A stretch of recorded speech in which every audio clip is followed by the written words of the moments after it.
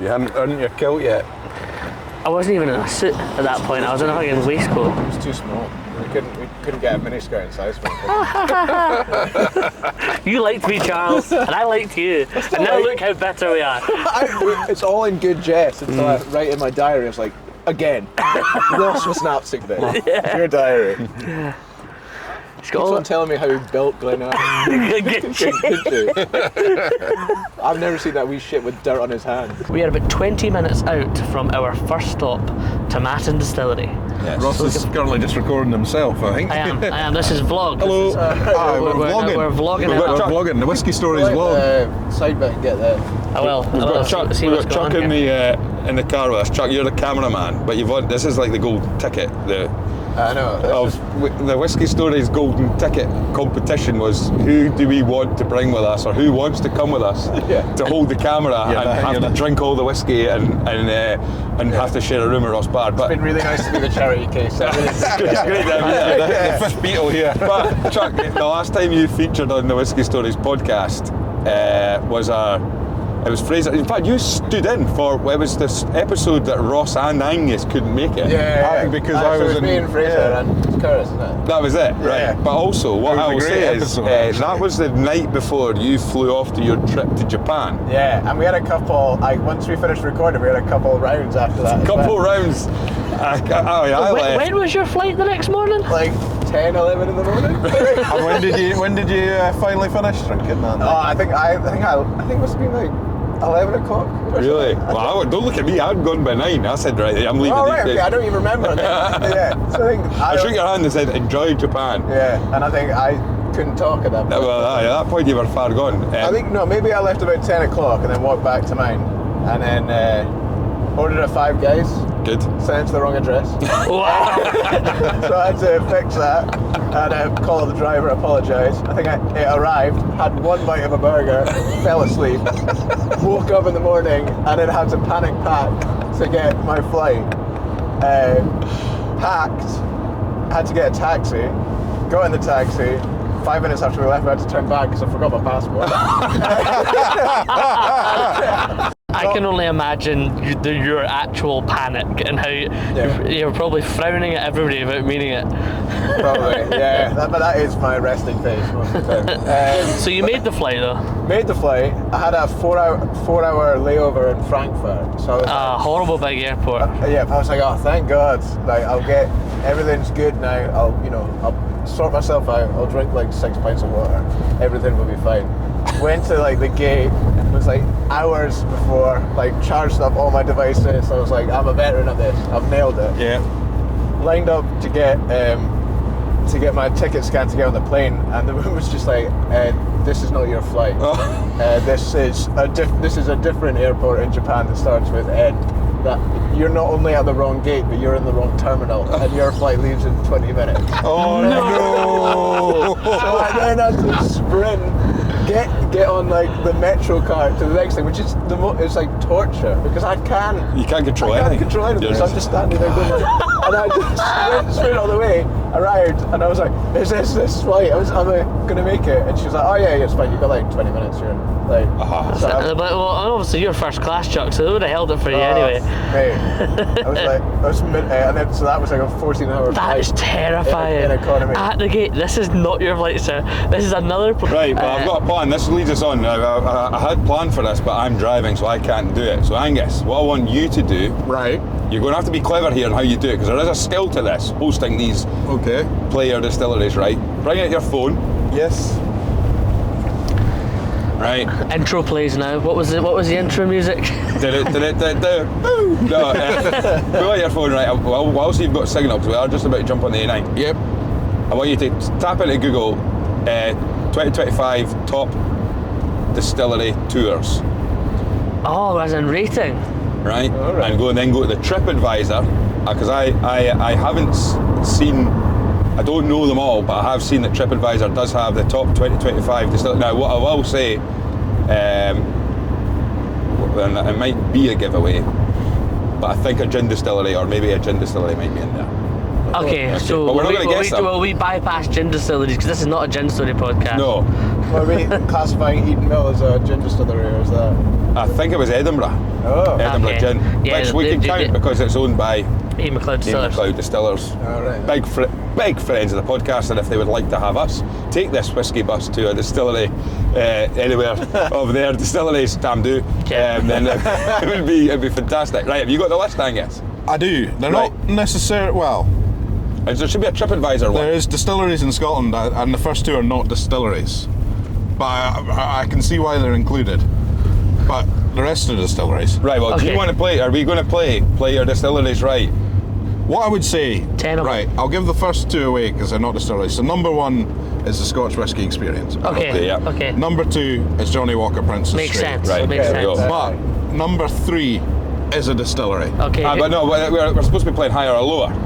Oh, Right. Play higher, do it So higher or you lower. want me to name the distillery? And then, And Alright. if it's higher or lower. Just, well, we'll have to go, is it me versus Ross, or is Chuck involved as well? We'll put Chuck involved as well. Do I just name them randomly then? Well, you need to game it so that you know where to finish. It's a tough old, right? This is too hard. Right, Start with Charles. start with Charles. Well, I'll name one distillery. Okay. So, the Blair Athol Distillery. Okay. Okay, that's one particular tour you can do in Scotland. So what then I would say is Charles Kerr, do you think X is higher or lower? Talisker. Is it higher or lower than Blair Athol? I reckon I believe just with the amount of people that will go to Blair Athol, it will be higher than Talisker. Correct. Right, Chuck stays on. Chuck stays on. So Chuck. Glengoyne, higher or lower? Oh, Talisker. Talisker. well then Talisker. Oh, I think it'll be higher again. Yeah. Correct. Oh. God. It's going to be a quick game. Oban, higher or lower than Glengoyne? Personally, I bet it'd be a better tour, but I think Glengoyne might be higher on the TripAdvisor. Oban is higher than Glengoyne. I'm surprised at that. I also would have done the same because I believe Glengoyne is the most visited distillery. But wait, you got to think, logic here is that More reviews. people will be going to Oban and then travelling across the water. Oban. Oban. Going over Right. to So Ross, Tobermory. we're on to you. Okay, Oban. Glenkinchie, higher or lower than Oh my Oban? goodness. I mean, I would be devastated if Glenkinchie is lower than Oban. So out of staunch beliefs, I'm going to say that Glenkinchie is higher than Oban. think it would. You're wrong. You're wrong. Glenkinchie is lower than Oban. Right, so we're on Glenkinchie. I think we're so we're on Glenkinchie. So the Clydeside Distillery. Right, is it me? Oh, I thought you already knew it. No, I didn't know them all. All right, we'll go on to you, Graham, then. The Clydeside Distillery, is it higher or lower than Glenkinchie? I'll say lower. Correct. Right. And I think we're pretty much at the end. I think this is for So the I win. win, I win. No, there's one more. This is for the championship, Right. Graham. Tomatin Distillery, Tomatin. higher or lower than Clydeside? I've got to say higher. Correct! Yes! Aye, Graham wins. Well done, Angus. You've butchered a really Aye, well, you managed it. I love it when I watch a game show. They said, "Well, I think that's us at the end." I didn't have a sparkly coat on, sparkly blazer. Cheers, Angus. I spent months preparing player distilleries Well, right. the good one and in is- 5 minutes you've butchered it. That's it. I'll never be seen The good again. thing is, this here, we're going to put this on the Facebook page, are we? We're going to put this car recording on the Facebook page. I'll be open. I think. Well, we'll see what kind of content it is. Well, Based on what we've just done, probably won't make that again. I know we've got some hardcore whiskey people, a lot of whiskey professionals listening to the podcast as well. This is a game I used to play in Scotch at the Balmoral when we were slightly quieter, and it was all about keeping on top of everything. I spy with my little And eye. I'm going to give you a distillery, Right. and you get 5 yes or no questions. Right. Oh God. I'll give you a distillery and a founding date. Uh-huh. You get 5 yes or no questions, then a guess. And it'll be interesting to see how the listeners, how early they get it in comparison to yours, and also how smart you are with your questions. Okay. So I'll let you all three play and all three take turns. And I'll start with a distillery that was founded in 1967. Oh. So that's quite modern. So I get to. Can Yes, I ask give me a yes or no so, question. Speyside Distillery. It is a Speyside distillery. There you go. Chuck, what's your question? Yes or no question? Is it a distillery with? Is it a good-looking distillery?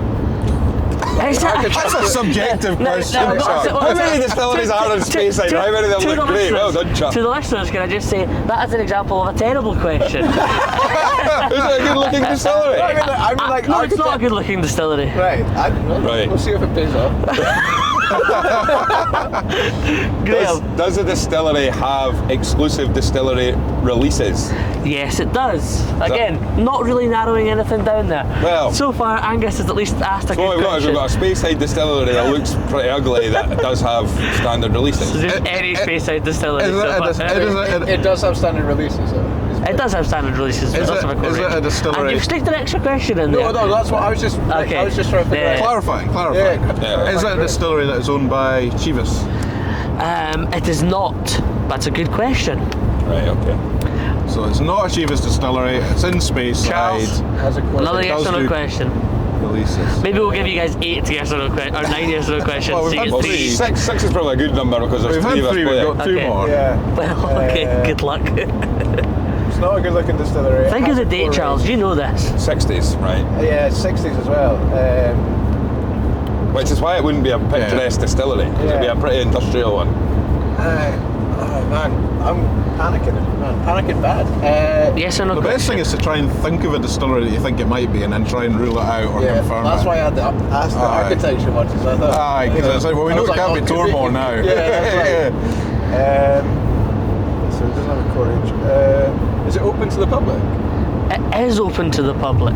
Oh. Graham Cook, our last yes or no question. Well, it's open to the public. It's not Chivas. It's in Speyside. Right. 1966. Aye. Wait a minute. Keep in mind, people are listening to this podcast. Does it? I mean, I've got 2 questions. I'll ask the proper one first. Is it owned by Diageo? It is not owned by Diageo. Oh, that is a Good question. That is a good question. Right. So someone has to take a stab at this. We'll come to give a guess each at this point, gents, because you're not very close. Are you? Wait, I've got a question. Are you big on this? Do you like this distillery? I like this distillery. Are you a whore to this distillery?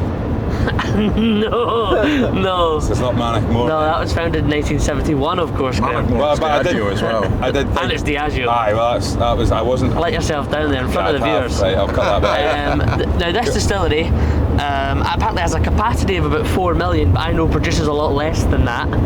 And at least one of the people in the car have visited this distillery. Well, it would be me. That's a couple of clues. Oh. Give us a wee guess, lads. A guess each. Speyside, not picturesque, 1960s. Someone's visited it. Is it the one that's, what's it called, Petit V or? Petit V. Petit V. No, Petit V. I'm afraid not. Is it Tomatin? It's not Tomatin, but it's a very good guess. I think founded around those years. Yeah. You've got to make these games a little bit easier, Ross, Well, mate. Graham, you're the one that's been to this distillery. Oh, shit. Oh, I think I know what it is. I think I've got it. Well, your guess is up, Angus. I know. All of us are going. I think I've got it. I know what it is. I think I know what it is. Can't be Glenallachie, no? It is Glenallachie. Is it Glenallachie? You've done it. Well Yeah. played. It was quite a good-looking distillery. Glenallachie's a lovely looking distillery. It's a nice distillery. It's a nice wee pond. It's got glass. I can tell you straight away. There's an image in the yearbook, and I didn't find it attractive. Interestingly, whatsoever. because one of the features, or one of the things that we'll be doing tomorrow evening is we are being hosted.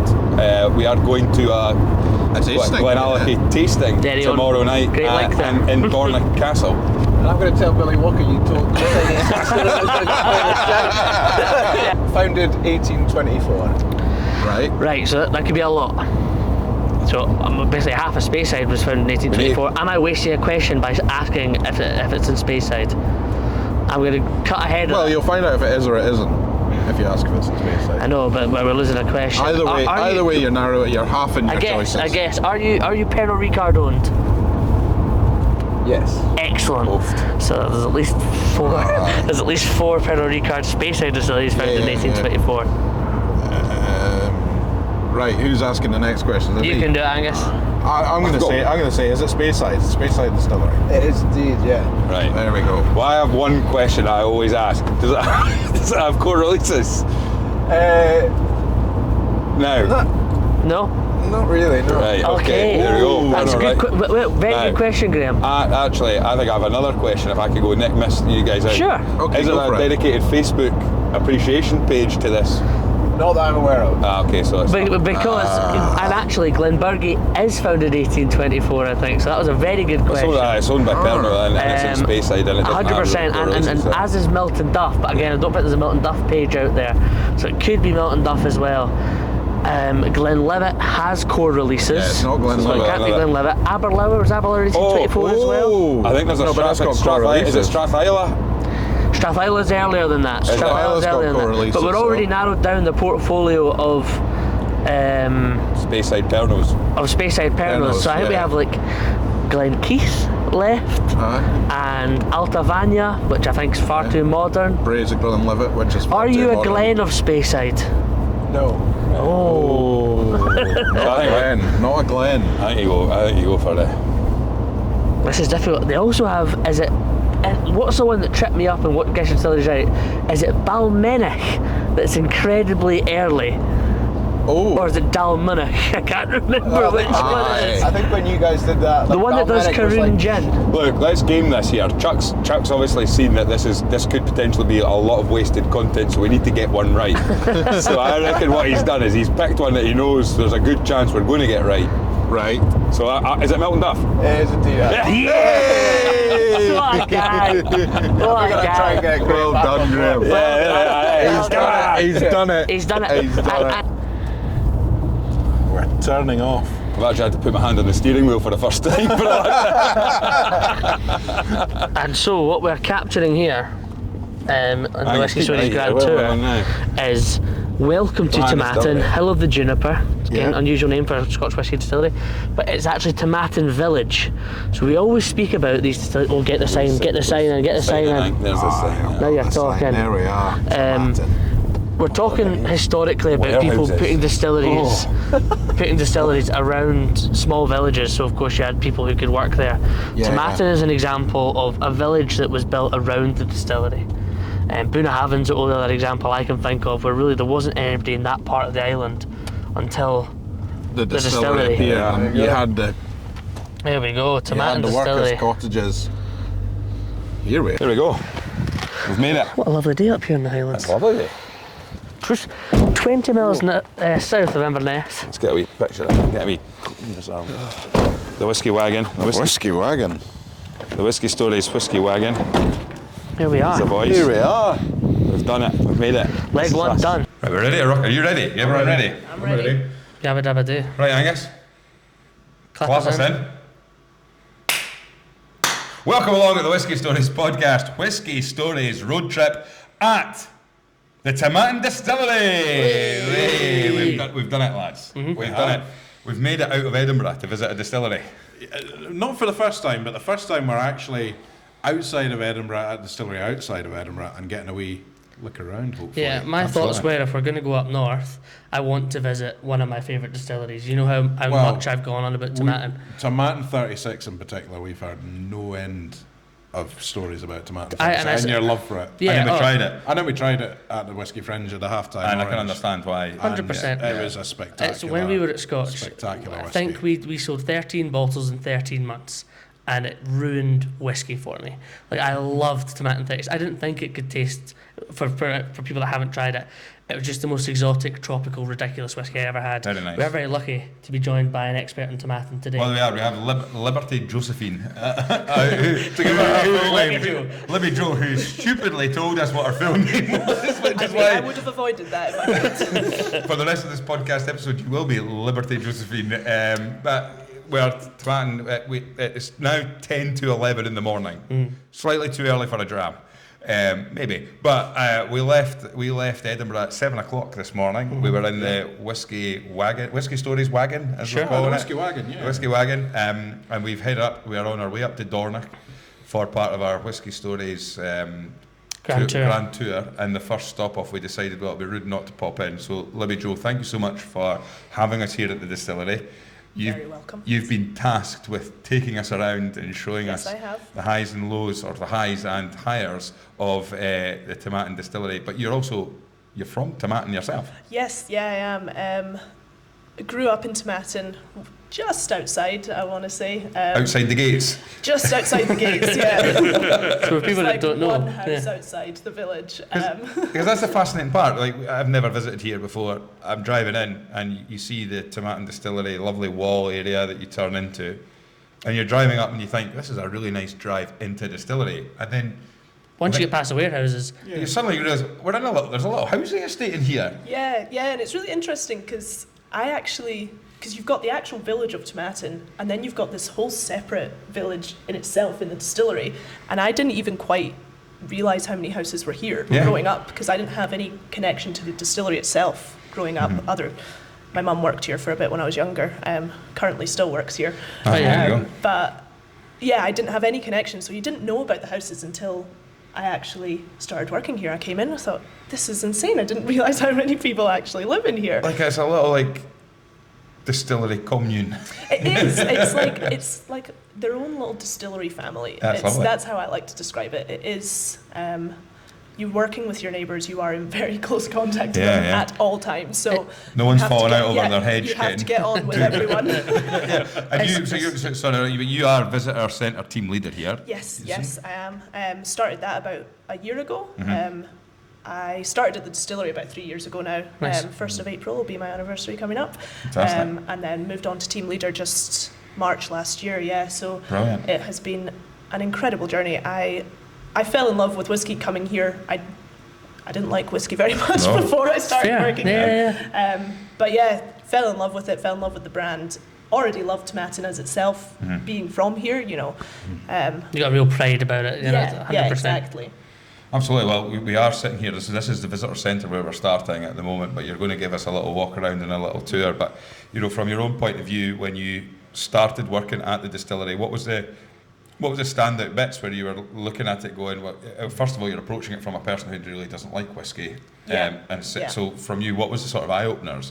Was there sort of moments where you thought, that's really interesting? I think the first time I went out on tour was probably, I'm not very good at sciencey sort of stuff. I love it, but I'm not very good at it.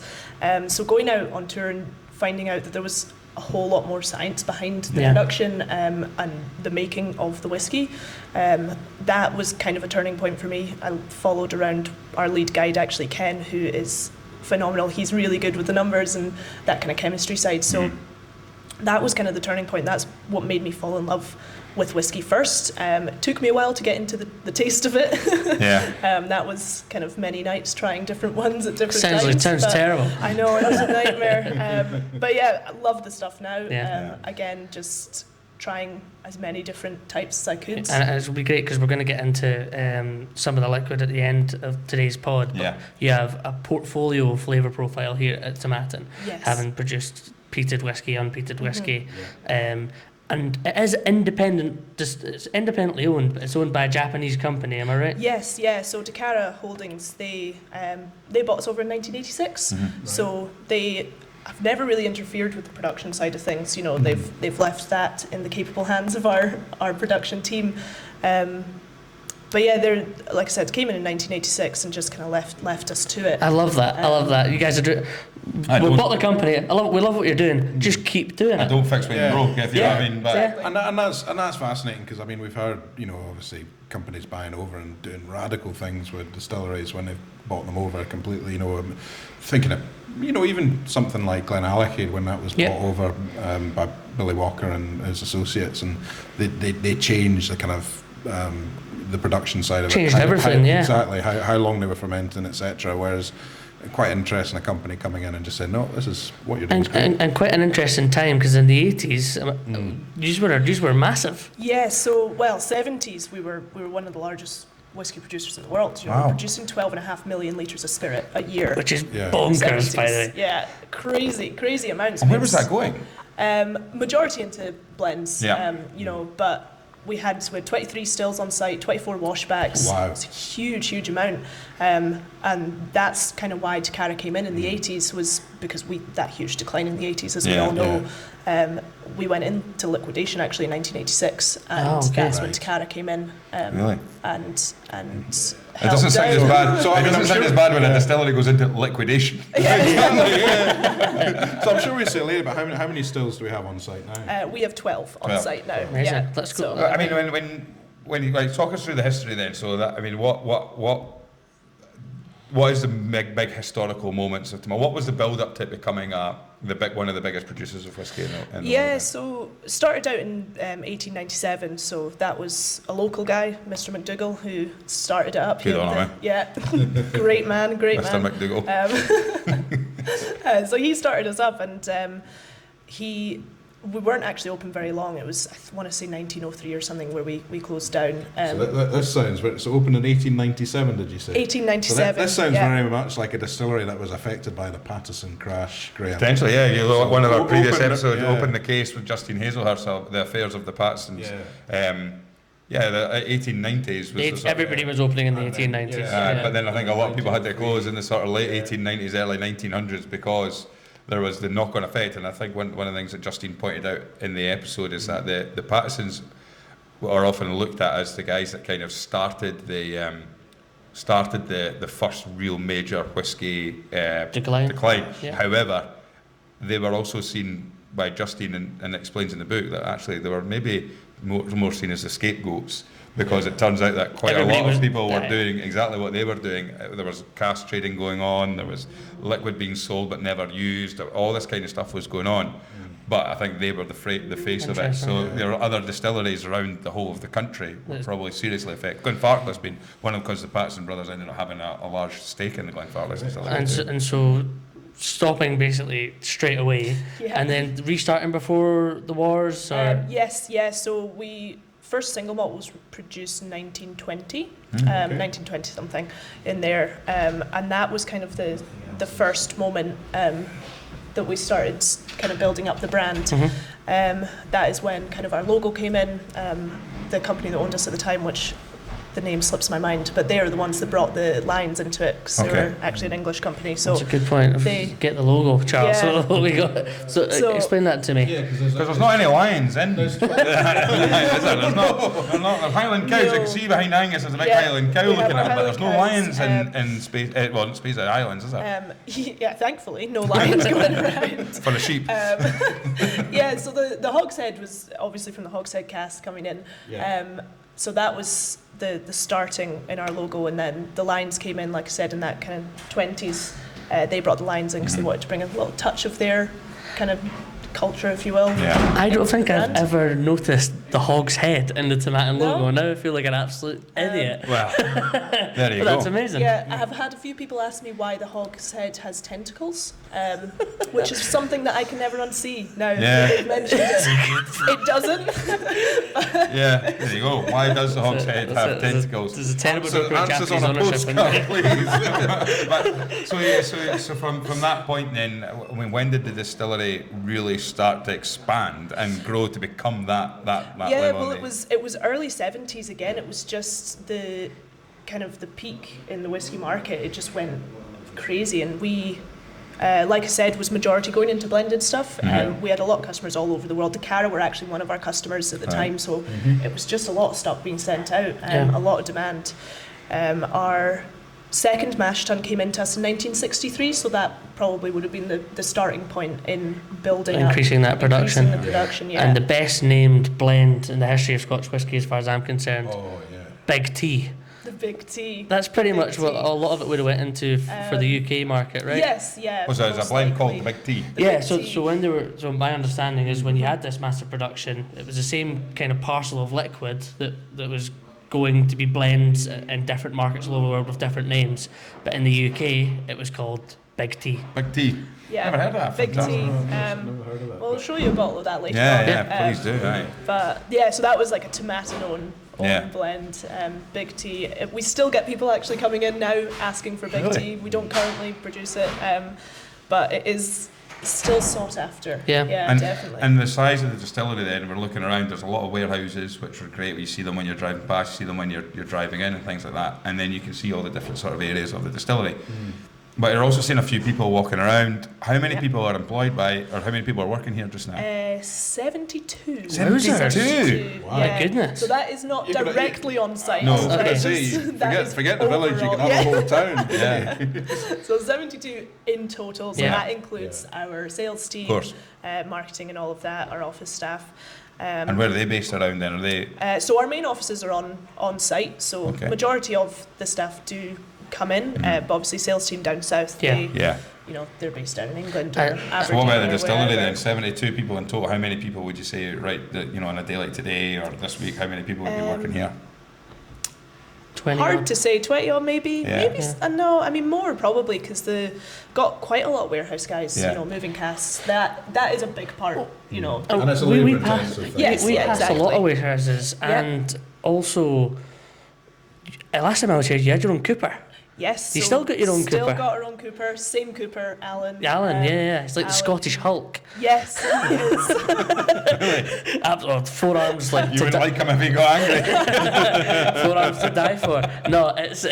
But I remember last time I was here, I was speaking to him, and a large proportion of your casks, if not almost all of them, are stored on site as well, right? Yes, yeah. So we've got 13 warehouses and about 180,000 casks on site. 180,000?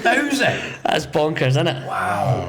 And what do you think the oldest cask, do you know? I know what the oldest cask is, Can you tell us? Filled in 1967. Wow. I'll show you that later on as well. And is Excellent. Because we are going to have a wee wander around, a wee look around. What's the sort of quirky? Is there any quirkiness about Tomatin then? Is there, other than a hog's head with tentacles? But if you were saying like from the history, from the site, or anything like that, what could make Tomatin a little bit different, or what's a bit quirky about it? It's a great question. I think I hate to say it, but the people themselves make it that little bit quirky. With the on-site housing, it was really nice when we drove in. Everyone came out into their garden and just waved at us. Yeah, exactly. That's the bloody press release before we got here. I'm terrible. I should not be doing that. I think it's nice. It's such a well-known distillery, particularly in Scotland for your malt whiskey, that you're independent, and I think there's a real charm about that. Yeah, definitely. And like I said, the houses on site, they make a huge part of our distillery. That the people, because they are living on site, like I said, it's a community in itself. So the people do make Tomatin 100%. Absolutely. That even our legacy whiskey, that was chosen by the people. It's named legacy after the legacy of the people. Brilliant. So we are very people orientated. Nice. Yeah. And what about then when you look at visitors? We've got a few people coming in then. So is it a case of a lot of people book in? Or is there people that maybe just on their way up? Are you open for tours every day? 100%, So we're open 7 days a week, some are 9:30 till 5:30. We are. So we offer tours every single day. So we get a lot of people booking them up, especially coming into the summer. April 1st is our kind of summer start point. But we get quite a lot of people just stopping in. We're just off the A9, so it's easy. People see the sign and go, oh, perfect, we're heading down to Edinburgh anywhere, we're heading up to Inverness. It's an easy stop. It doesn't take long out of your route. It's literally just off the main road. And I think from a handy point of view, whether it's a distillery tour or whether it's just popping in, because you've got a lovely shop here where we are, and you've got handful selections. You've got we're going to be talking about them later on, I think, when we go into the warehouse, but. Just the fact that if you were flying up to Inverness or driving up to Inverness or north, up the A9, or you're coming back down, a quick pop in. It's not going to take you a long time to detour into the shop, a couple of nice bottles, and then you could be back on your way again. And that would be that. That's a perfect wee stop off. It really is. And you get, even when people are stopping by as well, most of the time they know that they want a bottle. So it is, they come in, we advise, they get a bottle, have a taste maybe if they're not driving, and then head on their way. So it is an ideal location to have. Well, speaking about not driving, is we did start drawing straws. I drove up. I've got this far, but our cameraman, we have to give him a shout out. Charles Kerr, what about Charles Kerr? He's the man here. He's actually, I'm going to get a photo of him He's volunteered. He's volunteered to drive us up to Dornoch from here. Yeah. Which was a terrible thing to do to himself. Well, yeah. And I think this is a perfect time for us to move on to a little bit of production. Well, I was going to say, but also in diplomatic terms, he's taking the hit now because later on some mug's going to have to drive us home. So Well, that's your job. exactly. No, it won't be me. We've got one passenger who's just... Passenger princess. To be honest, you've been a passenger since we started the podcast. Oh, right. Let's cut to production. Right, let's do a Liberty Let's Josephine. get in. Yeah. Nice. Right, so Libby Joe, where are we right now? So we are in our still house just now. Behind me you can see 12 stills altogether. And Yeah. it's a vast room. You can tell Huge. from where we are, there probably is room for another 12, which Yeah. is exactly what. This side is the original, this is side of the still So house. if we had This come is here where- in 1972, there would have Yeah. been stills right there above would us. have been, you'd be able to walk right over that little hole in the wall up there was a door out to the stills. Okay. So, huge amount of space. Ross, you were saying last time you were here, the roof was off. Yeah, it was one of them. Is that how they had to get you in? You're on your last one. It was really cool. It was me and my dad managed to sneak up. Scott Adamson, who's the master blender and global brand ambassador, sorted out a really cool tour.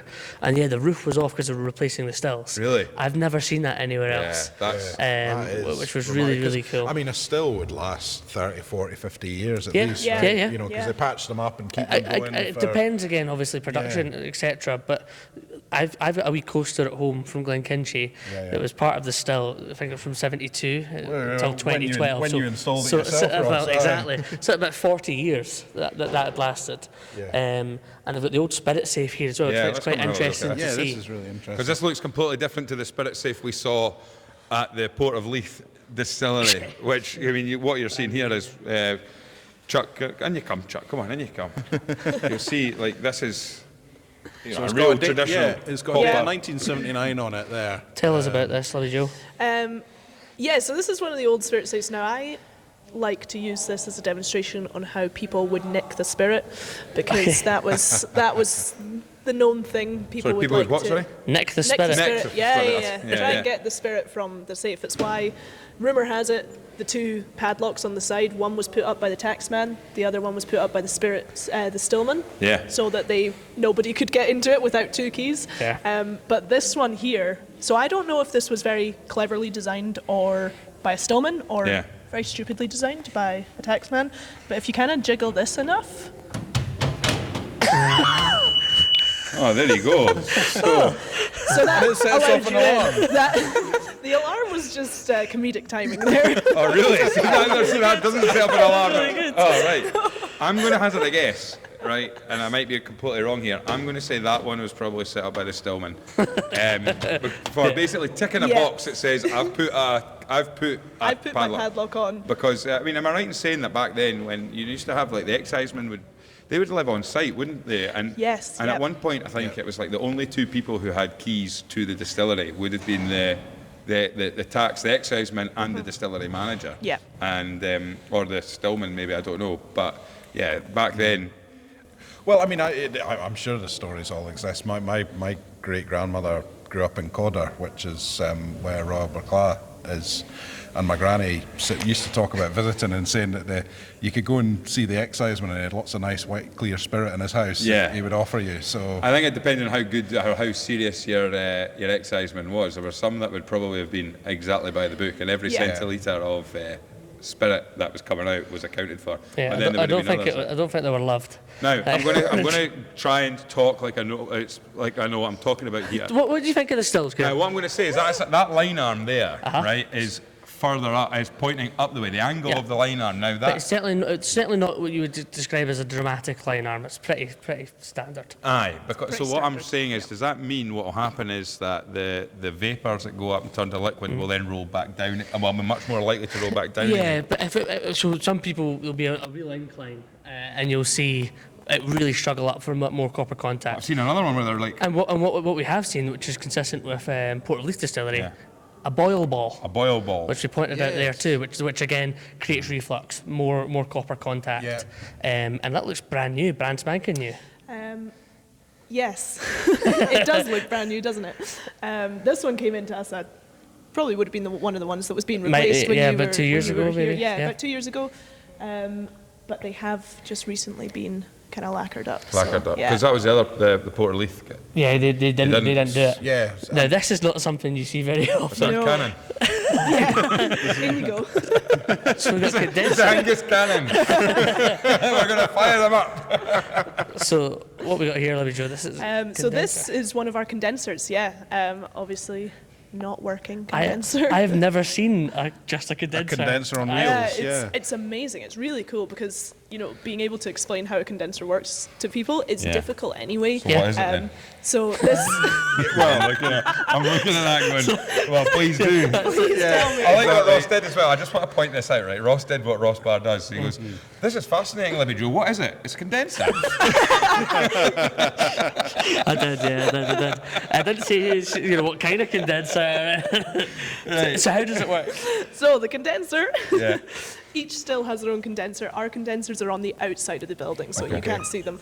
And this pipe, that is attaching onto the arm of the still there. So that is where your vapours are going through. Into there. Into there. And then if you look on either side of the condenser, you can see lots of little copper pipes going right through the middle. So they're all just pipes? They're just pipes. All the way They- across? All the way Yeah. across. It's a little bit better to see from that side, Yeah. actually. So this presumably, I may have got it completely wrong, but this is where the vapour that comes in turns back into liquid. Yes, so cold water is going through those copper pipes all through the middle. Yeah. And then your vapours are coming in, going in between the cold pipes, they'll turn and they to liquid. condense. Cool. and turn- And it's turn back often the into reason why you liquids. see these outside. Yes. It's quite interesting because Yeah, obviously it's so hot in here. I used to wonder all the time, oh, you got condensers, where the hell are they? And you'd walk out the still house and you'd see them. They're all outside. Yeah, all outside. I've So never- would this I've be never seen- something that, so I'm assuming no worm tubs here? Not as far as I'm aware. No. So not work, but what's the difference between a worm tub It does. and a condenser? It does. I would 'Cause say am I it right does saying the it same does the job. exact same Charles thing? Kerr's probably.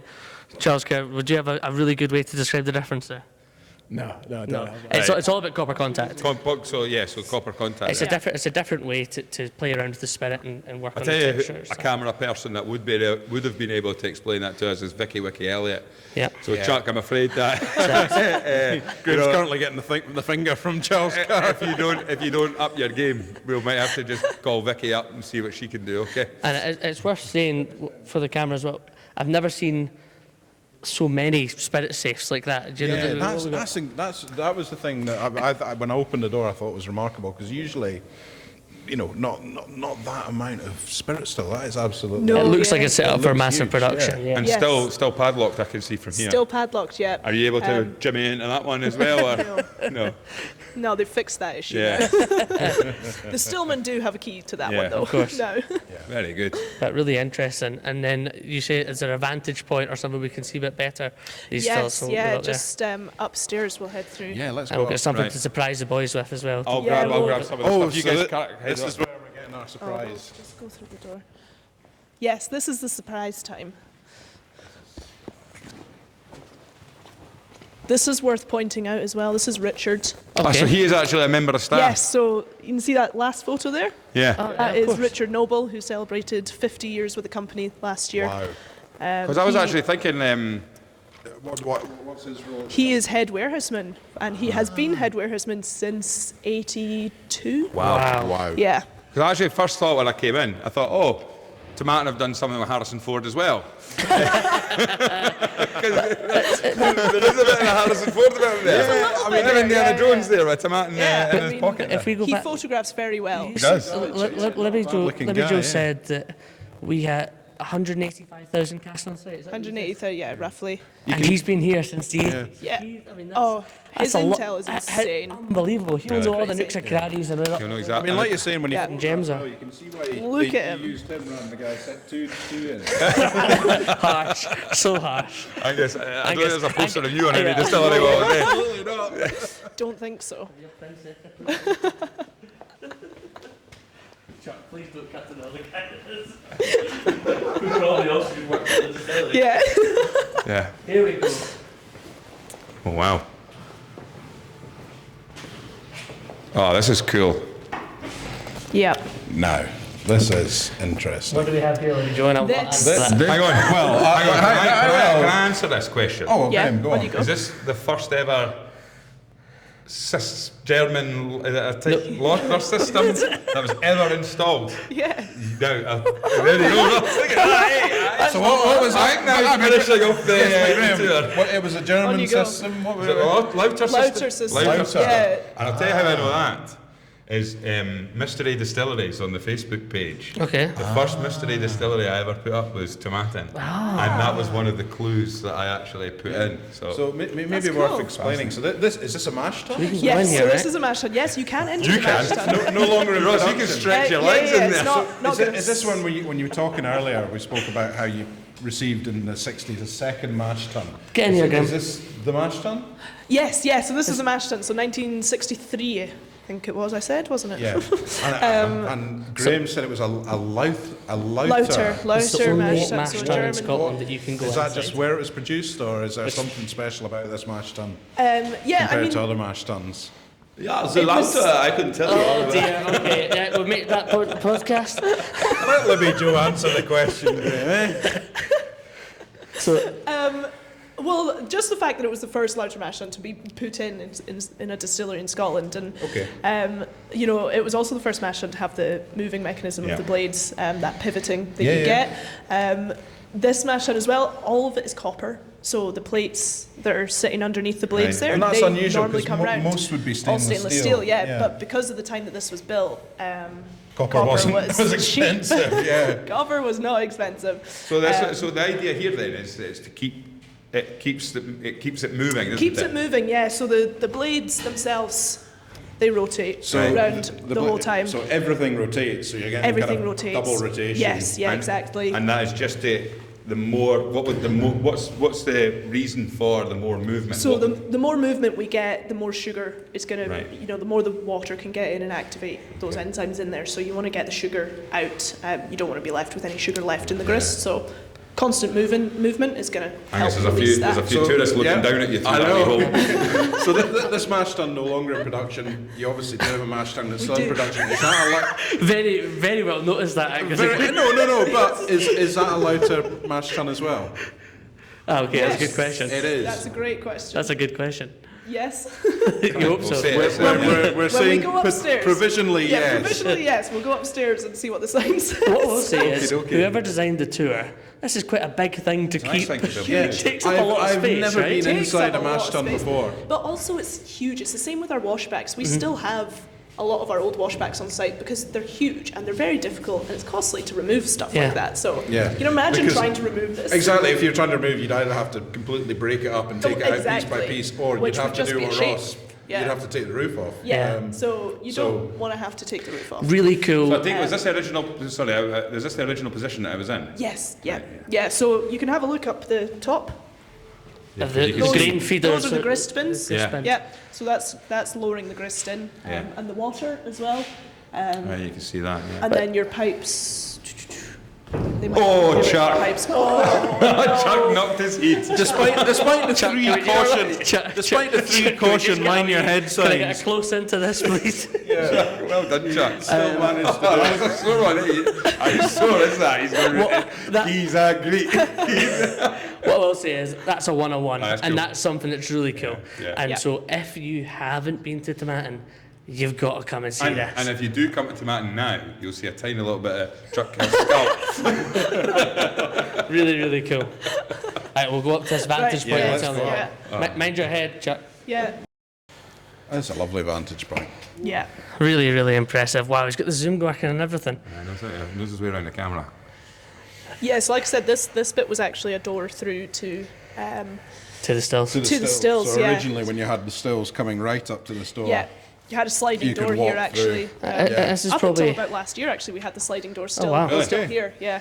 this is probably a good point for us to ask some production questions because we know we've got a lot of listeners who Absolutely. love production. Yeah.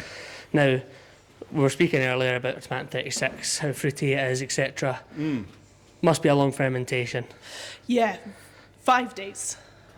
5 Okay. days in total. So that is really at the upper end, isn't Yes. it? Yeah. You're like 170 hours. Or That's something. I think the highest that I'm aware Yeah. of. Yeah. Yeah, that is. I've never heard up to that point. Yeah. So yeah, I would go for that. Yeah, it's And what does fermentation wise then? Really, really long fermentation. What that does then? What does that do to? Why does that create? It gives you fruity esters, is what they say. It gives you more fruity character in the spirit once you go to distill. Yeah. Okay. And then in terms of distillation, how hard are you running the stills? Tell us a wee bit about.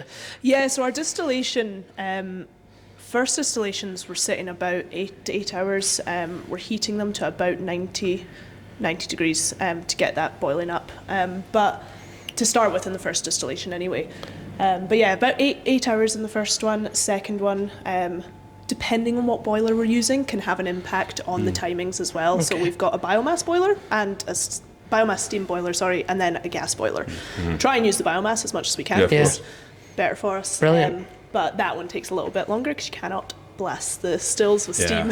Yeah. And how big are your stills? So they're about 14,000 litres. Yeah. You get in there, because one mash fills 3 of our stills. So our mash is 42,500 litres. Our wash is 42,500 litres. So that is going in there into 3 stills at a time. So huge. And you see what, from a work point of view, right? Okay, when you're waiting I take it you have to plan ahead. Well, you obviously will plan ahead, but when you're fermenting for 5 days, is there anything else that can happen at the distillery for those 5 days, or does it all wait? So we're right. So we fill the fermentation tanks up. Right, that's done.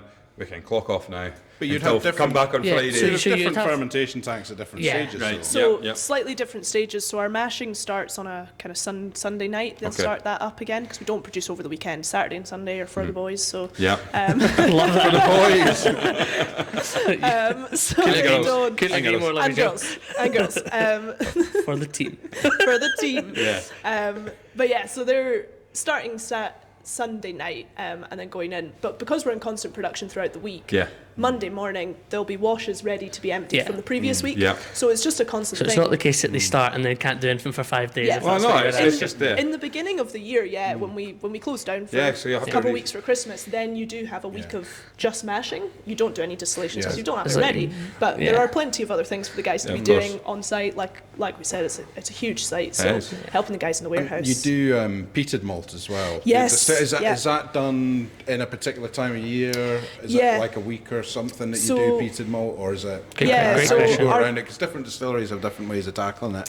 Yeah, exactly. We produce it for the last 2 to 4 weeks of the year, which is just coming into December. We closed down, I want to say, kind of. And then is it a case of December. deep clean and then production starting again in January? Yeah, then production starts in Where January. do you start with exactly. clean? So, To clean distills, I think it's a bloody nightmare. it is. I mean, are you talking like? Is someone in there? Is that kind of outside so contractors coming in, or is it something that you do? So it's something the guys do themselves. It's not specialised. You have to take them apart it and is. That would be the week that I take my holidays. Like I'd be taking my holidays that time. Yeah, so when they're doing a deep clean, people climb inside the machines and with a Brillo pad done. and just Brillo pad, some Something like very that. liquids. Okay. It's such an interesting operation because it looks like you're set up to be as big as you were back in the day, but clearly you're taking your time with the process, and distillery manager, master blender, etc. have a real target for that spirit, and the spirit's so important.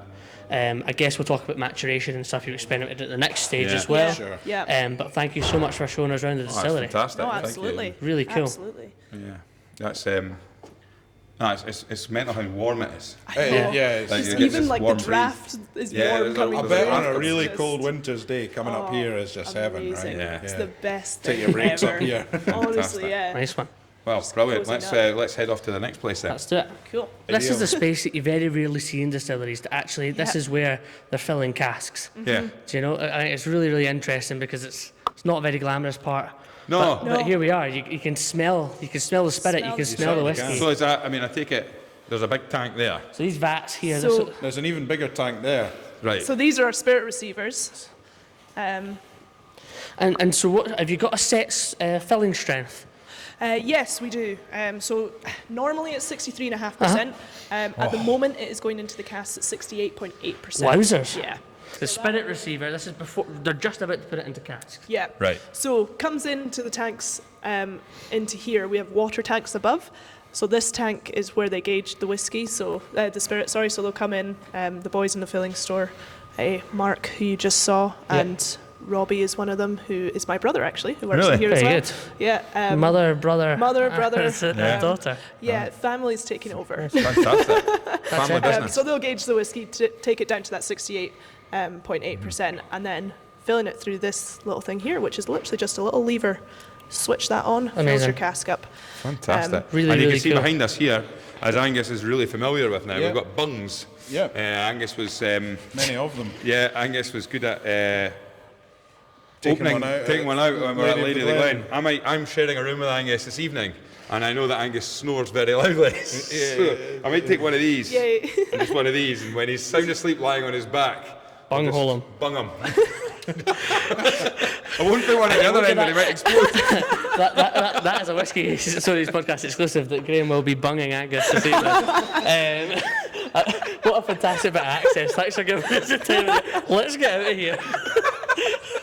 And so is this where you're saying this is warehouse 6? Warehouse 6. So this is our oldest warehouse on site. Really? Built in the early 1900s. This is where we keep our oldest whiskey. Which is the cask that you mentioned. That is the cask that I was mentioning earlier on. 1967. So that is a 1967 cask. Oh, is it 1989 there? There's a 1989. Yeah, that's us. Best year for whiskey. 30, That was the year that the Whisky Stories yeah. podcast was originally sorted out, but no one knew for another 30 odd years. And then I've got my 1999. Ross Bar in 1999. Yeah. Just a young thing, eh? What are you, Chucky? 91? 1990. Right there in the middle. Right there. There you are. Right there, fantastic. Excellent. Yeah. I mean, so all this, I mean, how many casks do you think would be in here, Libby Joe? A few hundred, I don't know Yeah. exactly. We do have more upstairs, like I said, but because it's not stacked, you know. And this is where people come through their tours. This is normally where you end Yeah, the so tour. this is where you come through the tour. That is why they are stacked up like Yeah. this for people to And find. showing you the different cask different sizes, types of etc. casks that we get, sizes, which again, great visual. If you've never been to a distillery before, you don't know anything about casks, great to be able to see that. Yeah.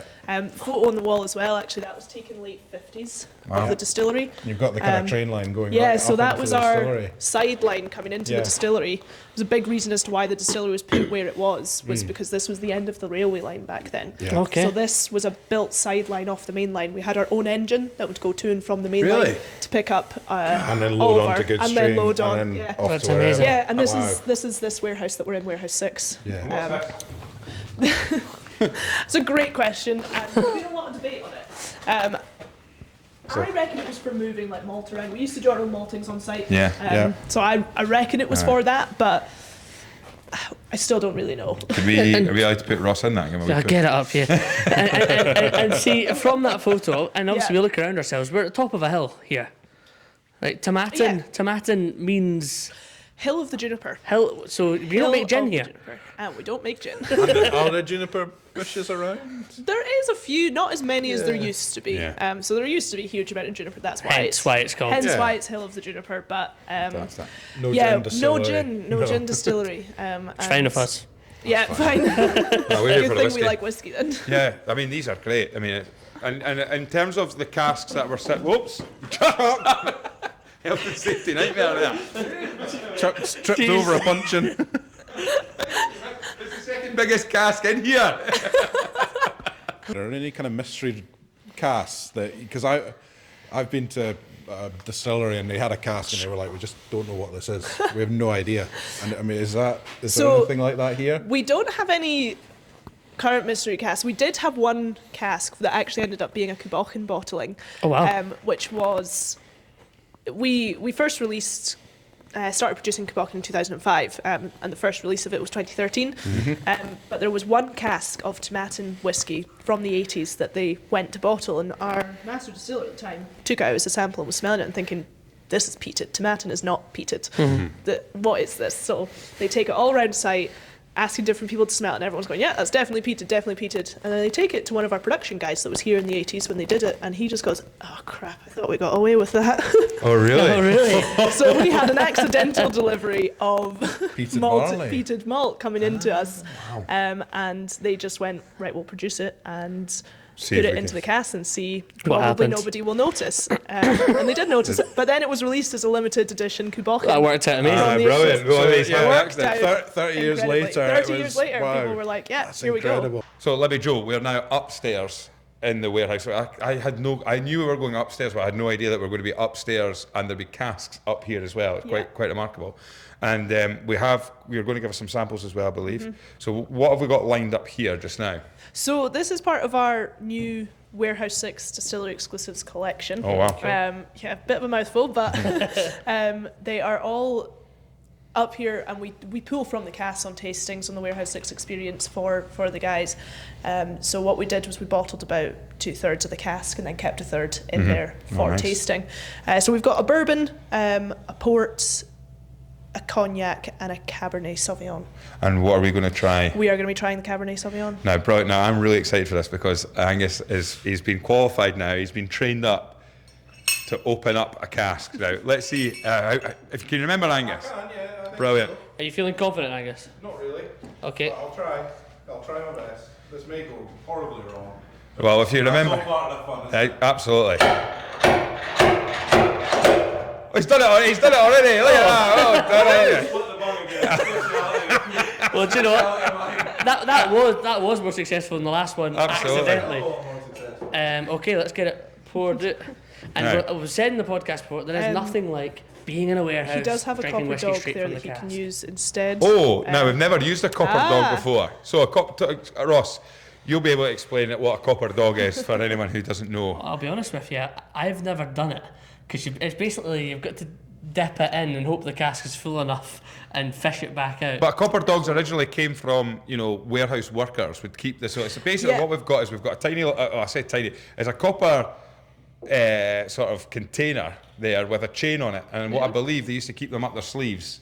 And the chain would connect, well, that's on a padlock, but I think... That's on a padlock so we don't lose the chain. Yeah, so I think the chain would connect to sort of like a pocket, inside pocket or something Yeah. like that. And what these distillery workers would do, as we were talking about the excisemen on site and stuff like that, they would maybe open a cheeky cask up and just dip that in, pull it back out, stick it up their sleeve, and that would be a wee dram for lunchtime, which works out perfectly because at the moment it's 12 o'clock. Yeah, for the audio listeners, it really is. So Tips on how I should do this. Fishing for whiskey. when you drop it in, it should fall naturally. If it doesn't, give the chain a little wiggle. You want to hear for the glug. Okay. Okay. Let's Give it- the glove. Yeah. So I just want Give it a bit more, give it a bit more. I was gonna say Aye. a bit more slack. That's a few glugs. That's a big glug. It's a big glug. Well done, Angus. Not like you to Angus. pick a wee pour, eh? Oh, wow. Oh, amazing. Full to the brim. So, Right, well, assist from Graham here. Should I pour the This whole- is valuable liquid, gentlemen. Don't get. pour the whole thing out? Pour the whole thing in there. If it Pour it fits. back in. Yeah, because it can just get poured Very back well into the done. gas. So for audio listeners, wow, it's- look at that. for audio listeners, we've got Right, where's yours? for audio listeners, it's essentially like a bottle and chain with no top on it. fantastic. He's just fished out the liquid. You can see the Cabernet Sauvignon's effect already. This is a Tomatin 2008. 2008. So that's been set up. 2008, yeah. Fantastic. Well, we're going to pour this, get a few drams and sit down Let's because I think sit it's down time and for the enjoy first them. dram of the day, isn't it? Right, well, here we are now. Angus has done a cracking job of splitting the bung. Whiskey At Lady of the Glen, I didn't use enough force. Here, I've used too much You force. knew this time. You knew what you were coming into, Exactly, And yeah. but you did a grand job with the copper dog. Yeah. I have to say, up to your usual self with their measures. When it's not Angus's whiskey, he's very, very good at pouring big drams, and he certainly hasn't disappointed here, and that's what I'm really looking forward to. So, Libby Joe, talk us through this then. Yeah, so like I said, this is one of our Warehouse 6 distillery exclusives, full maturation in the Cab Sav. Wowzers. Currently still in the Cab Sav cask, it's So still Cab maturing. Sav then, so you'd already mentioned, just remind me, what's Cab Sav then? Cabernet Sauvignon. Cabernet Yeah. Sauvignon, And right. do we Yeah. know where the Cabernet is from? I We don't. That's all right, know. because a lot of people won't disclose Yeah, it Cheers. anyway. no. Cheers, guys. Do you know Cheers. the rough Cheers. strength of it at the moment? About 57%. Just Right, because he can be quite Yeah. bold with his first sips. I just Twi- thought to twi- say twi- that. Yes, it is cast strength, Yeah. so. And just- while you're having a taste, Charles, you've joined us. You are driving to the next stop. How did you find the tour? Any questions for Libby Joe? Not really. I was listening to everything so You did intently. enjoy it, but no Oh no, questions. sorry. Yeah, I had a great time. I'm sorry. My head, I'm still mildly concussed. No, it was really great. That's lovely. Lovely looking distillery. so amazing to see like the cask filling station. That was That's what I thought. Yeah. so good. Oh, that's lovely. For our Facebook whiskey nerd people, they're gonna love that little filling station. Yeah. With this whole warehouse in itself, I mean, the downstairs one, obviously you get hit with that smell, but coming upstairs, like the floor, it's like you've walked into your attic, but there's just, you know, a couple £100,000, maybe millions worth of whiskey. Yeah, it's fantastic. I mean, and also with the Angel Share coming up the way, we're getting double the hit with the smell. Yeah, But absolutely. like you said, this that we're trying now, the Cabernet Sauvignon, still exclusive. The only place you can buy this whiskey Is at the distillery. At the distillery, yeah. What do you think of the dram, gentlemen? I I thought loved that it. was absolutely. And do you know superb. something? For the first dram, and 57, you said, About right, 57, yeah. you know, a hefty going dram for the time of day, a lunchtime dram. But what I would say is, you know, the perfect sort of starting point. It didn't. There's a bit of spiciness to it. You could feel it, but at the same You still time, get that kind of fruity character that you Really nice. Really fruity, yeah. And so obviously we're in a warehouse. I always say the best thing is drinking out of a cask, but also it's cold. yeah. So it's a wee bit more difficult when you're drinking whiskey and it's slightly colder, but the texture there I think is excellent. Yeah, really nice. And we've got a couple of the upcoming kind of fill your own expressions that Scott Adamson, the Master Blender's, picked out as well as a Kew Bocken. I guess while you're enjoying that, we haven't really touched much on Kew Bocken at all. No, we haven't. How did that start? And tell us a wee bit about it. Yeah, so the Kubokin, originally when they started producing it in 2005, it was because the cost of blended spirit to put into blends was getting too high. So thought at the time, why not produce our own our own peated spirit, sorry. And so they started that for one week of the year. And now, as you said, First, it's up to, now like it's up to 4 to 6. between 2 and 4, 2 and 4. kind of. But it became hugely popular. We released it first as a single malt in 2013, and that was with our old branding, which I'm sure a few of you are familiar with the ghost on the front, because Kubochen does mean ghost dog in Gaelic. Oh wow. So Ku is dog in Gaelic, Bochen Ku. is ghost or spirit. Yes, confusing because Yeah. some Scots What's cow? call a cow a Ku. I can't remember what cow is now, moo. but And you do this creation series, yes, which yeah. links into what the experimental and like the flavour-led wine series you've been doing with Tomatin, but creation series for Kew Bocken. Hugely experimental. It is, like I said, I have a soft spot for Kubochen. It is one of my favourite whiskies out there, and the creations themselves, they are just so unusual, so funky.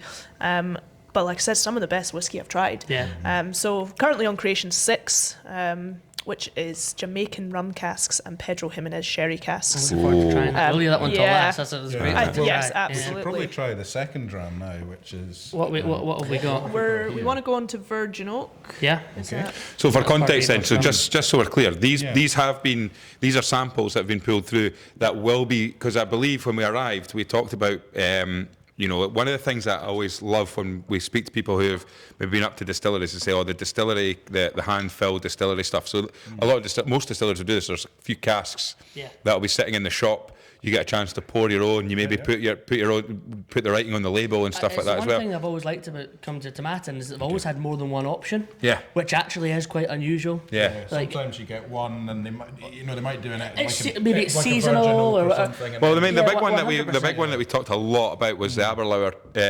bourbon that Kev was bringing. That got a few bottles down. That's But- a distillery that was a distillery exclusive, poured. Exclusive. But that was Yeah, that was a distillery exclusive. But was it exclusive, No, not hand pour? hand fills would be stuff like. Do you remember like Johnny Walker Prince Street done like a winter edition, a summer edition? That was you pulled the bottle through. That's the release you had. But Tomatin are the only example I can think of where we're going to pick up a bottle for Bobby Barr today. That is absolutely phenomenal. Is So it? this one, remind us what this is. Sorry, So this is a Virgin Oak cask. Oh, that is Yeah. amazing. So I tried that for the first time yesterday, and my God. I don't want to brush my teeth. So 2019. So again, young spirit. We've Yeah. spoken before about the effect of Virgin Oak on your Yeah. spirit. It accelerates that maturation. Yeah. There's nothing left for me, lads. I'm going to talk myself. I really enjoyed this. Sorry. These boys are like drowned. It's phenomenal. That is It was his birthday just 2 days ago. Yeah. So it just turned 6. Right. So so Yeah. at the moment, so as I was saying, this is not available today. No. Unfortunately, because I would have bought about a barrel load of it already. But Yeah. in terms of for people who are visiting, how long will these sort of last. I mean, it obviously depends on how many, subject to how long the whiskey lasts, how popular it is. I wouldn't think that's going to last very long. No. The Virgin Oak, is one of our best sellers in Really? all your own range. Yeah, 100%. Because it's so unusual to see that in a distillery, being able to. And I'm follow actually your own gutted. Virgin Oak. Can I buy? Is there any way I've been able to buy a bottle of that You'll today? have to come back. I don't have any. tell me- Chuck, you're going to have to drive us. When will By that the be? way, Will it be available on Sunday? gentlemen, how great is it that we're getting to try it? Whisky Stories exclusive, getting to try this. Amazing. Lovely. Any wanky tasting notes for me? Well, no. Actually, yeah. Right. Okay. I'm going to try this, right? So to drill down. Do you want another taste? Give me another taste of that, right? For me, there's that kind of custard on the nose. Yeah. Like that. Oh yeah, great. Don't give me the wanky Okay, taste. sorry, I'll let you go. Make a stab in it as well. I don't want but- to Go on, influence Angus, you. give it. I was going to say, Right, I show us really yours. got, not initially, but I got that kind of floor polish, kind of woody, Yep. really kind of nice. I expected a bit more spice on the palate, especially considering the strength and the age. But actually, it drinks really well. Now, Yeah, Graham, it's- I'm ready for this wanky tasting note from Graham Kilgour. No pressure, eh? He loves it. Like sitting in a newly made and polished wooden gazebo on a summer's day. My granny had a wooden gazebo in her garden, Dear man. and that smell of like that piney, that wooden kind of smell I coming think through. there's wanky tasting notes, and then there's like pretentious way. I've gone pretentious, And that is haven't from I? the OG Charles Kerr. Sorry. Sorry. If Listen, Charles Carr thinks you're being pretentious, I'll tell you. with This tasting notes, is then, it's very, very, very good whiskey. Right. That's my love tasting it, note. I love it. I would say personally that is absolutely Just on a fantastic. distillation date on it. And so it's 2019 Virgin Oak, and what was the ABV of that, Ross? 60.2. You're kidding? Right? Really? And then the next one we've got God is almighty. Barbados Rum Visitor Centre exclusive, 54.8%. Have you tried this one as well, Libby? Yes, yeah. And Yeah, I what's- tried them all what's the yesterday. year on that one? Not totally sure, around 14 Wow. years 14 though. years old. It smells like cask. rum. Like, we've had a lot of rum influenced whiskey, Yeah. but this is. You're getting kind of tropical fruits, When you all smell- that it sort smells of stuff. like rum. Pineapple, yeah. Do we know how long it was? Was this a full maturation? Full maturation, they're all single Oh, cask. wow. Full maturation Yeah. in rum. This is terrific. I mean, this is the beauty of these kind of, like you said. I've been to a few distilleries that have got hand fills, and it's like you've got your one option, and It's like that's rubber it. But bands to and have ripe mango. Being able Such- to offer. What was that? Sorry. Missed that. He stuck his Give nose us into it. a tasting He's- note. And he's Dan, don't put the W word in front of this, because Tomatin might want to use this. All right. Well, I just said it's. Well, you guys should smell it. I don't want to tell you what it smells like. But when I said it smells like rum, Chuck went, "Oh yeah, straight away." Yeah, just rubber bands and ripe mango. Rubber bands, 100% getting rubber bands on that. Isn't that interesting? The palate, Right mango, don't know where you're getting that. but right mango is a note I get in Tomatin Spirit all the time, like especially Tomatin in bourbon. It's got that exotic tropical note to it. Oh, that's easy going. And then our final jam, we're going to try the Kubok, and you're going to pretend to like it because you're going to pretend to like peated whiskey. Yeah. And then we're going to hear some what three stories from Libby Joe. But I brought this bottle, The big T. having spoken about it, the Big T. Yeah. Now, I think just the brand, they don't produce it anymore, but you do have the ability to produce it. Yeah. As far as I'm aware, if you make an order of about 6,000 bottles, then they'll be able to do one for you. So, Graham, if you want that, I mean, what would one of these? What's it selling for just now? Can you buy it downstairs? No. No. No. not in It's production. not in production, so you can't. You'd be able to get it online somewhere, but Find it on auction or yeah, something find it like on that. auction somewhere. But Because I mean, what I like about it as well is like it's big T, nothing's fancy, tall round, screw top. aye. That's traditional. No stuff. nonsense, Martin, yeah. I was speaking to Martin, the visitor centre manager, Yep. and he said that was when you were in Inverness in your local pub. Big T was there. That would be your dram that you You'd would have have that in the in the same way sort that of we thing. would have had grouse, maybe white Mackay. I think there was a guy that whatever, stayed in where you're Inverness called like Tony, and he was just massive, and everyone called him Big T. Aye. Yeah. And Big T drank Big T. So this Kubokin that we're about to try, what is this? from. This one is Creation 6. Creation 6. That Libby just mentioned, so it's. Sorry. Do you mind holding my mic? No, you're Sorry. Yeah, so Creation 6, like I said, Jamaican rum casks as well. Thank you. Start on this side. Sorry. That's okay. Yeah, Jamaican rum cask and Pedro Jimenez sherry cask. So interestingly for this one, we should get should we be looking for similar notes of the most previous dram that we had, with it being Jamaican rum? Barbados rum, sorry. Rubber bands. Smoky rubber band. And in terms Smoky rubber of, bands. because people, and I think people get hung up on it, but in terms of ppm, in terms of what you're doing with Yeah. Kubokken, how heavily peated is this? Yeah, so at the moment, any Kubokken released is between 15 and 46 units. This one, as far as I'm aware, is the highest. Okay. Yeah. And so to me, the nose is quite welcoming, which would suggest maybe a really early cut on the spirit. Yeah. But also, is it? We don't have an age statement on these either. But No, so the oldest in this one is 11. okay, so that's well-aged spirit for peated spirit as well. Yeah, 11 and 9 years are the two casks that they are. That's a very there. nice, easy going. It actually is lovely. Very nice. Nice and sweet, yeah, very nice and easy. And you know that's not really my style of whiskey, but actually that is probably out of the four of them one I would go back to straight away. Yeah, yeah. Can I ask I mean, I don't know if you'd know the figures, but you said you're doing the Kubokken runs for like 2 to 4 weeks. Yeah. Do you know how much spirit you make in a week? I mean, I could work it out, but it would take me Yeah. a while because I'm bad at math. Okay. But I should have asked that question at the beginning. Yeah. Okay. yeah, it'd be just about working it out now. And you- No, I don't know exactly how much it would be in a week, but we are doing similar. There is a slight difference in producing Kubokken as there is to Tomatin. You know, our fermentation times are slightly different. Temperatures are slightly different. The distillation process is very different as well, being in the winter. So that condenser, it condenses much quicker. So you get more of that kind of heavier oils coming through in the condenser in the winter than you do in the summer. I think it's something that people don't think about. I remember visiting Fettercairn, who have this water system, water cooler in their stills, and they literally said that we make better spirit in the winter because the water that's coming in is colder. Colder, And it's wow. such a funny, Wow. simple thing to think about, Yeah. but it is only 3 ingredients, and then Yeah. all the processes and Well- increasing, making it unique. Well, It that's can be where as like, when small you as that start temperature like change. when you start really looking into it, and we talked to Ian Stirling at Portleith Distillery about it, and as he's saying about now, it's like the fermentation process or the strains of yeast, Yep. strains of barley, because what people can do now is, you know, historically, I think whiskey was just a happy accident, wasn't it? Yep. It was the people from the certain area were like, well, this is the kind of barley we have a local source to, this is our local source of water, and, you know, this is what we can get our hands on when it comes to yeast, and this is the size of still that we have, and the mash tun, and all that kind of stuff.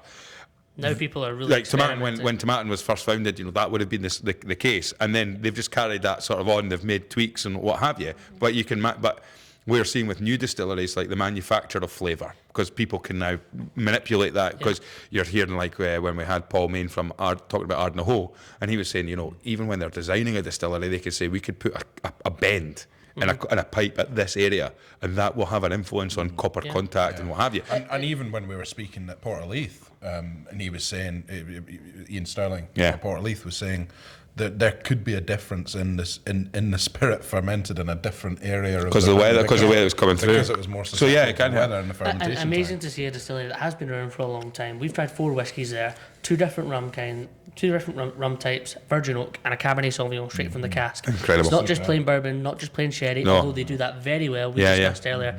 18 probably would be my go-to. Oloroso, although old Tomatin and bourbon is like the holy grail.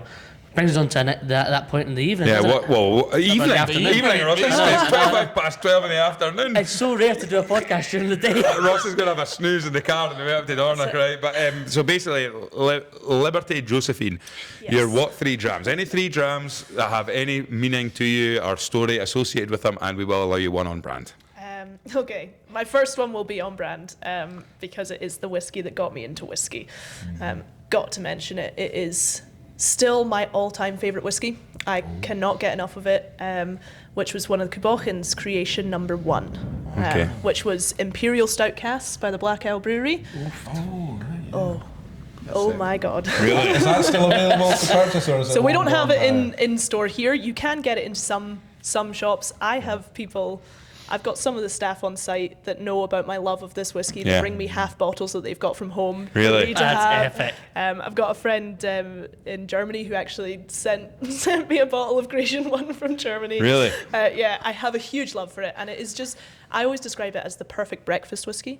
Yeah, good. It's like marmalade on burnt toast. Wowza. Lovely. That is a brilliant wanky Yeah. tasting note. I absolutely love that. That's a great story. Yeah, so fantastic. Whiskey got me into whiskey.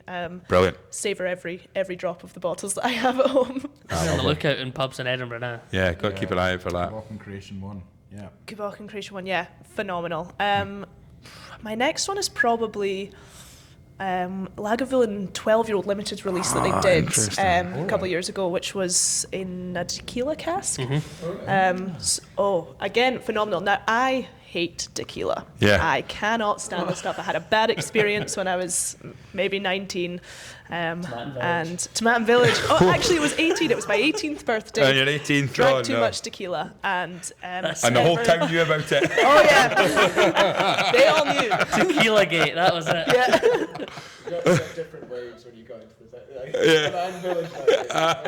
Everyone didn't want to speak to you when you're. Oh God, here she comes. Yeah, But this lager that was. struck a But chord. this, it did. So I remember I was in the Johnny Walker Experience. Actually, I like to go there once a year. Yeah. Just I love it. I love their bar in there as well. So, Do you like the Lagavulin ice cream cocktail? I haven't tried it. Yeah, you need to try it. Did you say ice cream? It's like an ice cream, like it's trying to be like a Coca-Cola float sort of thing. Right, but okay. It's Lagavulin. Oh. And wow. the ice cream is Lagavulin flavour ice cream. It's super. I also highly recommend a Lagavulin, which is a French martini with Lagavulin instead of vodka. Oh, well, there you go. Love that. But I did have an espresso martini with Lagavulin. Oh, yeah? Once that was Versatile pretty good. spirit. Everybody, Yeah. And do you know something? so you don't- Sorry. From a what three? I'm just going back through our what three drams. Lagavulin does feature fairly heavily. 16, yeah. The 16 especially. And 16 is- I'll be honest with you, and apologies to anyone who's listening to this who's a male. It's generally. I would say that Lagavulin has been only put down. Megan Brown. Megan Brown was the first one, and then I think there's been a few other who are female whiskey drinkers who have put Lagavulin in as their what three And drams. it's because they've got a better palate than those. No, it was boogie for her. There's something. Lagavulin was probably. It's I'm interesting. trying to remember the first time I tried the 16 even, but I again just fell in love with the spirit. What was it about it that made? Because obviously you have this kind of bad experience with tequila. What was it about the tequila cask Lagavulin that you just thought, wow? When did you try it? When? Yeah, what was it like? We must have. If it sticks out, you must have. About 2 years ago. Right. Two and a half. No, it was Christmas time about 2 years ago. And I'd gone into the bar, and the lovely woman at the bar her name escapes me, but she brought me the nice big brown booklet that they bring you in the Johnny Walker bar, and then she said, we've actually got a new release, which is this Lagavulin 12-year-old, and she said it was tequila cask, and I said, no, I'm not. I can't go even back there. genuinely, I couldn't even smell tequila cask. I can't even smell it. I love that. Couldn't even. But she forced me into trying a dram, and my God, was I so fortunate that she did. Great dram. It was just, it wasn't that intense kind of taste of tequila, like, because if it was, I wouldn't have been able to drink it. But it was just so subtle, and I think tequila is a great spirit in itself. But it's just too overpowering for me. Yeah. So that just gave a really nice balance between incredibly smooth.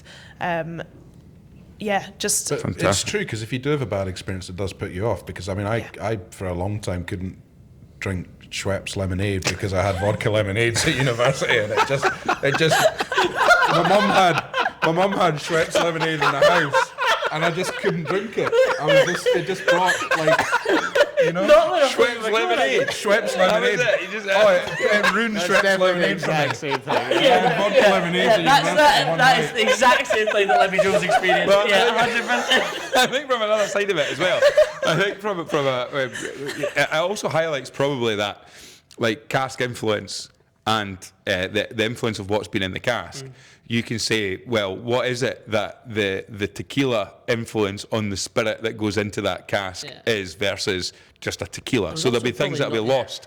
There'll be maybe things that you don't like. The thing that you really don't like about the tequila flavour is maybe lost once it's been taken out, and whatever's left in the wood once you mix the Lagavulin spirit, what it takes over and what have you. More people are trying it now as well. When that Lagavulin was distilled and put into cask, it was probably illegal to use tequila cask at the time. Yeah. So the fact that it then became legal and they were able to bottle it, there'll be more coming up. And the other thing as well, you've got to remember that, we're talking about, wine casks, port casks, all these kind of things, rum casks and now tequila casks. The important factor to remember is that it shouldn't have an overpowering influence on the whiskey. You should always be able to know, like, what should happen is you should know that's a Lagavulin, right? Because you can taste the Lagavulin flavour with a tiny different twist on it, rather than being like, oh, I can taste tequila. Because it's like sherry. If you can taste sherry when you're drinking a sherry cask whiskey, it's probably overdone. If that's you why can, you like it normally. well, no, you're the one that sits and drinks. Sweet, you order sherries at bars as a 25-year-old man. And so, your third and final dram. My third and final.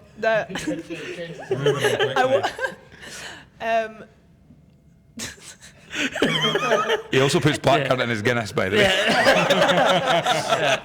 Nobody's perfect.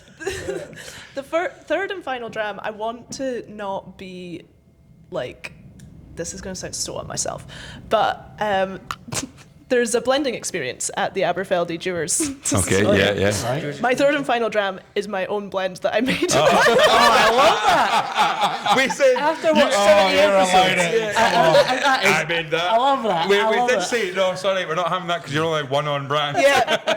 No, you're allowed it. Aberfeldy brand. was it a Juror's experience Yes. blend? So what? Do you remember the components that Incredible. you used?